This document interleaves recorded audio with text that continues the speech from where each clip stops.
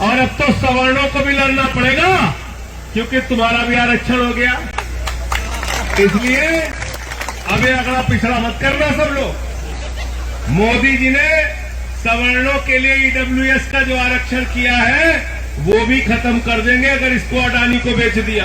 अरे बेईमानो, भारत माता की जय भारत की संपत्ति बढ़ाने से होगी, बेचने से नहीं होगी। जैसे ही चुनाव आता है कोई हिंदू हो जाता है, कोई मुसलमान हो जाता है, कोई ठाकुर हो जाता है, कोई ब्राह्मण हो जाता है, कोई यादव हो जाता है, कोई दलित हो जाता है, कोई पिछड़ा हो जाता है। ये काम बंद कर दो। इंडिया बेचेंगे, हम एयरपोर्ट बेचेंगे, हम एफसीआई बेचेंगे, हम एलआईसी बेचेंगे, हम बिजली बेचेंगे, हम पानी बेचेंगे, हम बीपीसीएल बेचेंगे, हम पूरा हिंदुस्तान बेचेंगे। कर्मचारियों को ये कहना होगा, कर्मचारियों को ये कहना होगा कि हम भारत की संपत्ति को बिकने नहीं देंगे। वो लोग सपूत कहलाते हैं जो माँ बाप की संपत्ति को बढ़ाते हैं, और जो माँ बाप की संपत्ति को बेचते हैं उनको क्या कहते हैं? क्या कहते हैं? जोर से बोलिए। तो एक कपूत सरकार देश के अंदर चल रही है, आपकी संपत्तियों को बेचने का काम कर रही है। आप इसमें लिखिए, हम सरकारी कंपनियों का निजीकरण नहीं होने देंगे।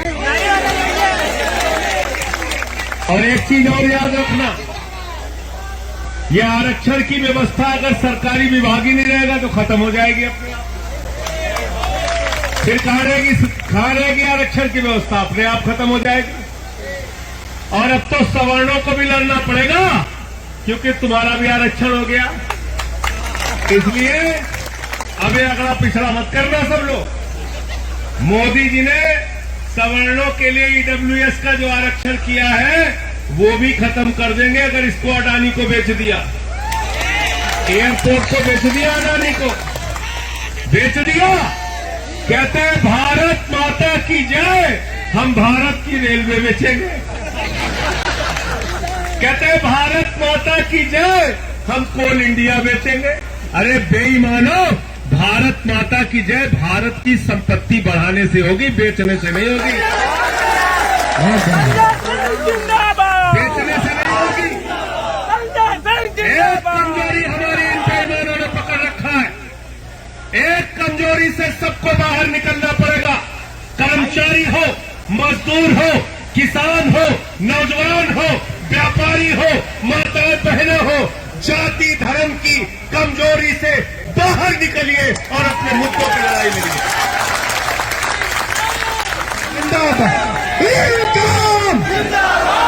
हमको कहना होगा कि हम शिक्षा के नाम पर राजनीति करेंगे, हम स्वास्थ्य के नाम पर राजनीति करेंगे, हम सरकारी कर्मचारियों की एकता और उनकी तरक्की के नाम पर राजनीति करेंगे। बताओ, हिंदुस्तान में कौन सी संस्था है जहां पे 400 लोग सालाना मार दिए जाते हैं और सरकार उनको पूछती नहीं? इसकी लड़ाई सिर्फ आज जंतर मंतर पे नहीं होगी, इसकी लड़ाई पंजाब भैया जिंदाबाद, पंजाब भैया जिंदाबाद। इसकी लड़ाई जब संसद का सत्र चले तो उस समय आप लोग आइए। नवंबर महीने में शुरू होता है संसद का सत्र। इसी सदस्य जंतर मंतर पे पूरे देश के 4 लाख ट्रैक मेंटेनर को इकट्ठा कर लीजिए। पूरी सरकार आपके सामने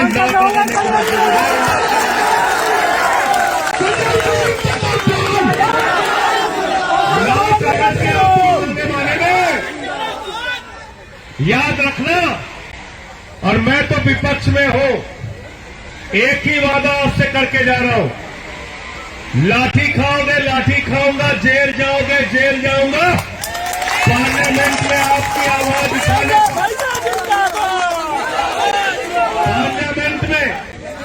पार्लियामेंट में आपकी मांगों की आवाज अगले संसद के सत्र में पूरी मजबूती से उठाऊंगा। सुन लेना।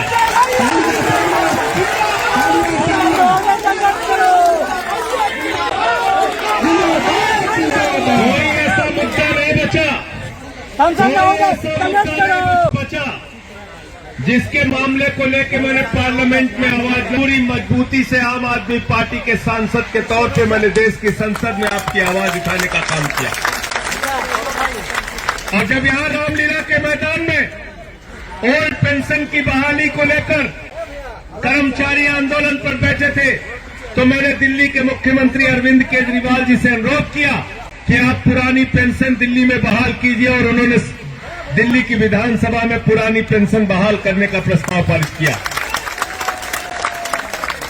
इसलिए आप सबसे एक ही बात कहना चाहता हूं, जो ट्रैक मेंटेनर ट्रैक को सही करते हुए, ट्रैक को बनाते हुए अच्छा ट्रैक बन सके, इसलिए ट्रेन के नीचे आके अपनी जान दे देते हैं, वो आपके और हमारे लिए शहीद हैं, जो लोगों की जान बचाने के लिए अपनी कुर्बानी देते हैं।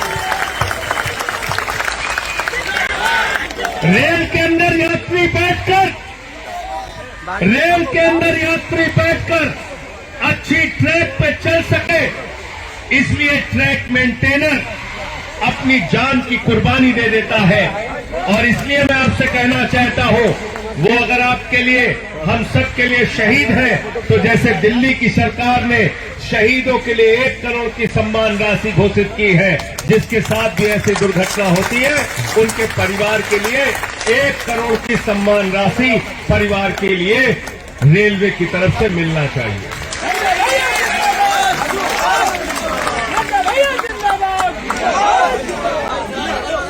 प्रमोशन की जहां तक बात है,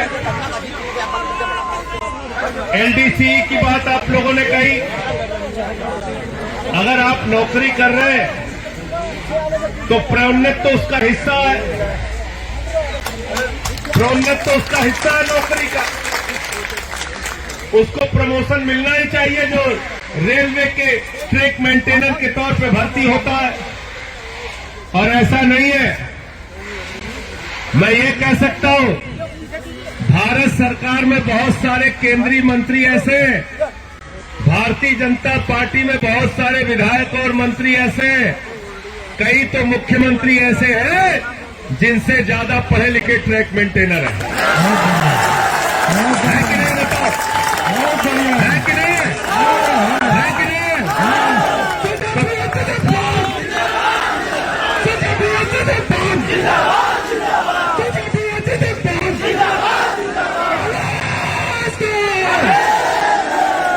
तो एक चीज बताओ, तुम 8वीं पास करके देश चला सकते हो और ये MA BA पास करके प्रमोशन नहीं ले सकते हैं? कैसी बात है भाई? कैसी बात है? तुम 8वीं 10वीं पास करके अंगूठा टेक होकर भी देश चला सकते हो, मंत्री बन सकते हो, मुख्यमंत्री बन सकते हो, केंद्र सरकार में मंत्री बन सकते हो। अरे ये तो पढ़े लिखे लोग हैं, इनको भी प्रमोशन मिलना ही। और इसलिए एक बात मैं जरूर कहना चाहूंगा, एक अंतिम बात आपसे जरूर कहना चाहूंगा। साल 11 महीने तक आप लोग इंसान रहते हैं, जैसे ही चुनाव आता है कोई हिंदू हो जाता है, कोई मुसलमान हो जाता है, कोई ठाकुर हो जाता है, कोई ब्राह्मण हो जाता है, कोई यादव हो जाता है, कोई दलित हो जाता है, कोई पिछड़ा हो जाता है। ये काम बंद कर दो, ये काम अब नहीं चलेगा।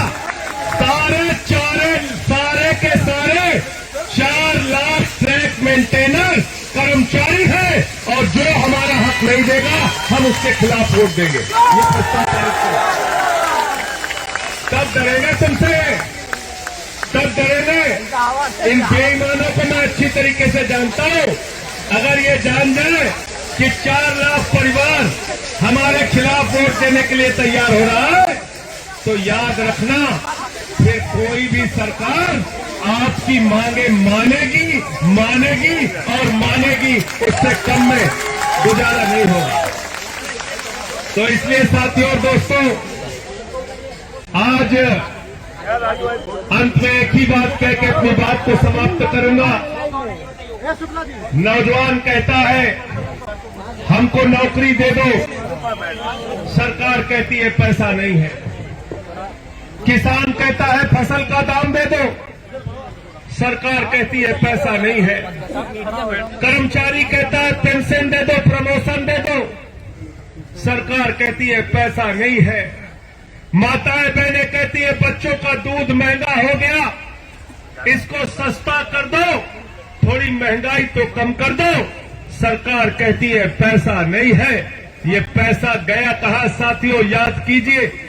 अडानी 2014 में उसकी संपत्ति थी 39,000 करोड़, 2018 में उसकी संपत्ति हो गई 57,000 करोड़, 2020 में उसकी संपत्ति हो गई 2.5 लाख करोड़, 2022 में उसी अडानी की संपत्ति हो गई 13 लाख करोड़ रुपए।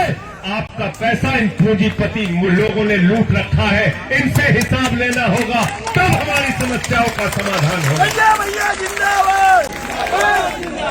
एक अडानी के लिए 13 लाख करोड़ रुपए और ट्रैक मेंटेनर जो अपनी जान दे देता है, उसके लिए रक्षक यंत्र का पैसा नहीं, उसके लिए एलडीसी का पैसा नहीं, उसके लिए प्रमोशन का पैसा नहीं, उसके लिए पेंशन का पैसा नहीं। अभी भी आपको याद है? आप बताइए मुझे, उसको मुआवजा देने का पैसा नहीं, उसके लिए पैसा नहीं। अडानी को 2.5 लाख करोड़ रुपए बैंक से कर्जा मिला है। एक आदमी को दुनिया का दूसरे नंबर का अमीर बना दिया मोदी जी। और ट्रैक मेंटेनर गरीबी में, मुफलिसी में अपना परिवार चलाए, ये दोहरी व्यवस्था नहीं चल सकती। तुम अडानी को 2 नंबरी अमीर बना रहे हो, बनाओ भाई, 2 नंबरी अमीर बना दिया उसको, लेकिन ट्रैक मेंटेनर की भी समस्या आपको सुननी पड़ेगी और इसका भी समाधान करना पड़ेगा। अंत में मैं फिर कह रहा हूं, इसको अलग अलग राज्यों की राजधानी में रखिए। उसके बाद नवंबर के आखिरी सप्ताह में पार्लियामेंट की शुरुआत होगी। तारीख आप लोग तय कर लीजिए, लेकिन 4 लाख ट्रैक मेंटेनर जिस दिन दिल्ली की सड़कों पर आ जाएगा, मैं दावे के साथ कहता हूं, रेल मंत्री नहीं, देश की सरकार और प्रधानमंत्री को आपकी एक एक मांग माननी पड़ेगी, सुननी पड़ेगी। पार्लियामेंट के सत्र में क्या बोलूंगा वो सुन लेना। आपकी एक एक मांग को इस गूंगी बहरी सरकार के कानों में पहुंचाने का काम करूंगा। आपकी आवाज पार्लियामेंट में उठाऊंगा। बहुत बहुत शुक्रिया, बहुत बहुत धन्यवाद। इनकलाब जिंदाबाद, इनकलाब जिंदाबाद, कर्मचारी एकता जिंदाबाद, कर्मचारी एकता जिंदाबाद। नेशनल दस्तक की आपसे गुजारिश है कि अगर इसको बचाना चाहते हैं तो नेशनल दस्तक को सब्सक्राइब करने के लिए रेड कलर के सब्सक्राइब बटन को दबाएं, फिर बेल आइकन की घंटी दबाएं। नेशनल दस्तक को बचाने के लिए बहुत जरूरी है कि हर खबर को शेयर करें, लाइक करें, कमेंट जरूर करें।